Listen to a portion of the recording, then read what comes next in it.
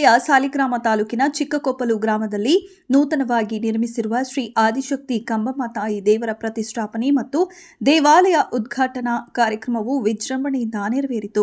ಗ್ರಾಮದ ಕೂಟದ ದೇವರುಗಳಾದ ಕರಿಯಮ್ಮ, ಹವಳಿಭೂತ, ಹುಚ್ಚಮ್ಮ, ಲಕ್ಕಯ್ಯ, ಭದ್ರಕಾಳಮ್ಮ, ವೀರಭದ್ರೇಶ್ವರ ದೇವರ ಜೊತೆ ಕಂಬಮ್ಮ ತಾಯಿ ದೇವರನ್ನ ಚುಂಚನಕಟ್ಟೆಯ ಕಾವೇರಿ ನದಿಯಿಂದ 101 ಬಿಂದಿಗೆ ನೀರಿನ ಗಂಗಾ ಸ್ನಾನ ಮಾಡಿಸಿ ನಂತರ ಹೋಮ ಪೂರ್ಣಾಹುತಿ ಕಾರ್ಯಕ್ರಮ ಮಾಡಿ ದೇವರ ಗುಡ್ಡಪ್ಪಗಳ ಮೂಲಕ ಕಳಸ ಹೊತ್ತು ಮಕ್ಕಳ ಮೂಲಕ ಕಂಬಮ್ಮ ದೇವರುಗಳನ್ನು ಮಂಗಳವಾದ್ಯಗಳೊಂದಿಗೆ ದೇವಾಲಯಕ್ಕೆ ತರಲಾಯಿತು.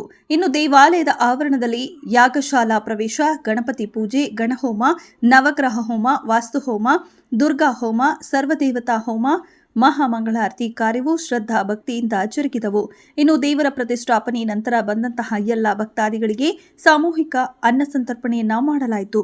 ಈ ದೇವತಾ ಕಾರ್ಯದ ವಿಶೇಷ ಸಂದರ್ಭದಲ್ಲಿ ಸಾವಿರಾರು ಜನ ಭಕ್ತರು ಪಾಲ್ಗೊಂಡು ಕೃತಾರ್ಥರಾದರು.